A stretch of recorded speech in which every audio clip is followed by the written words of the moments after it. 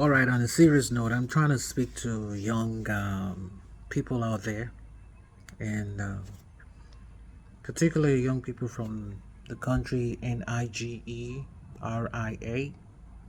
Yes, if that's where you're from, and you're still young, you're still trying to figure out what the future has in store for you. You need to start looking for opportunities anywhere you can find. It could be inside Nigeria. You see, you get that smile? Or outside Nigeria. Like I always say, I'm not going to encourage you to Japa or Japada or Sapada. But I will tell you and give you some hidden gems that are truthful and honest. Now, think about it. The election, I believe it's going to be in 2027. And I also believe that by next year, 2026, they would start all their e-cups and all their gallivanting and all their ceremonies, and they will try to start luring people and giving people false hope activated. However, as a young individual, male or female, you need to yare and brain. You need not to allow anyone to whine you. So I'm using some Nigerian lingos in here, and I know the people listening to the sound of my voice can understand what I'm trying to say. Don't let anybody whine you. Why? Because you need to take stock of events, positive events in your life in the past 2 years, positive events in your life since January 1, 2025, because we have a few days left in 2025, then we get into 2026. It's just right by the corner. And when 2026 kicks in, we all know what these people are all about. Please do not be carried away. Do not be carried away. This is a time for you to focus. You need to start thinking about your future. You need to start thinking about your life. You need to start having strategies. And like I always say, money is not the first thing that you need. The will, the mindset to get onto the next level and to move beyond the borders of the four walls where you're sitting right now. That is what you need. And some of us, everyday people that I meet here, have been in your shoes before. And most of us didn't even have money. We never came from a family where they have money, or they were senators or chairman or having government contracts. However, the self-will, it doesn't matter. I'll be speaking in parables and just moving around a particular circle, but I believe that if you're wise enough, you will understand what I'm trying to say. Now, take stock of your life 2 years ago. Take stock of your life January 1, 2025. And think about it. When these people get into power again in 2027, they have to be there for another 4 years. So let's say you're 40, or let's say you're 30 years old right now. Next year you'll be 31. So you can say also, if you're 20, you'll be 21, right? And then 4 years after, you'll be 25. Then that means you'll be 45 years old. If you're 45 right now, you're going to be like 50. And then think about it. What changes have been made in the past 5 years? What positive impact has been made in your life in the past 5 years? And all these people that come into power and recycle themselves over and over again, what positive changes have they impacted in your life? That's where you start to think. Do I have a future here? Do I have those connections that I need to survive?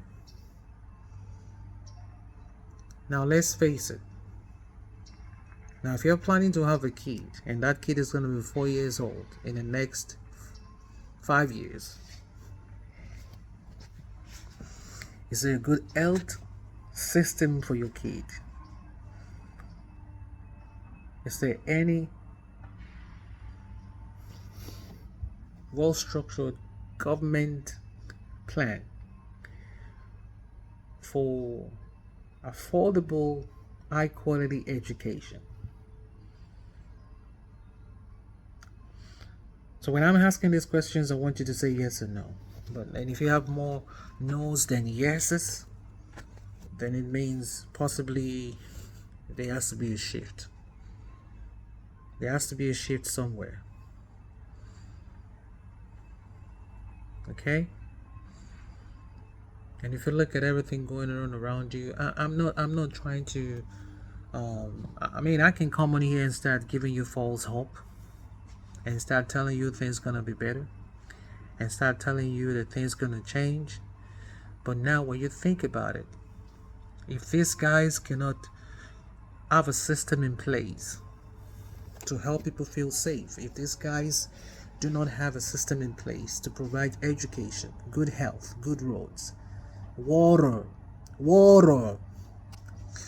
I'm joking, I mean water.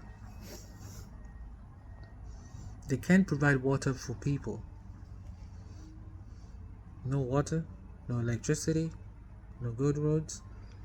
Unless maybe you're fortunate to live in those estates where you pay millions of naira and then you live in those fancy places. But how many people can do that? How many people can do that in their lifetime?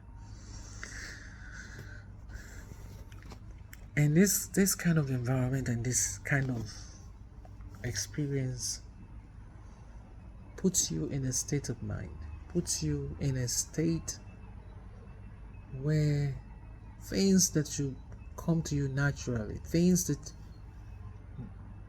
are your right, things that are rightfully yours, that the government is supposed to provide or government is supposed to give you access to. You don't get it.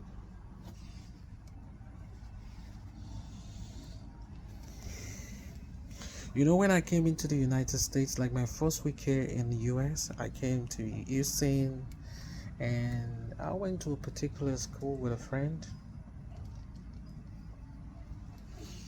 And I saw the people driving cars. And you know where we come from. Like, beautiful cars are not something that everyday people drive. And when I saw these people driving these cars, at some point, the person that took me to that place already walked away, and I was standing alone and looking at all the cars. I was surprised that just in an elementary school, everyone that came in there to work, and even some of the everyone had a car. Everybody driving nice cars. I was surprised. And inside me, I was saying, Oko Senator, which means a senator's car. And how could all these people afford driving cars and senators drive in my country? That was my first week or second week in America. Something was wrong right here because I felt those things only belong to those class of people. A car is just a tool for you to get from point A to point B. And everyone that is responsible and able to work should be able to afford it. It's not luxury. It's not something that, you're driving your car and everybody's trying to say, hey, Baba, no. But that's the kind of place where things that are rightfully yours, things that you have a right to own, becomes a luxury. And you think that you don't deserve that.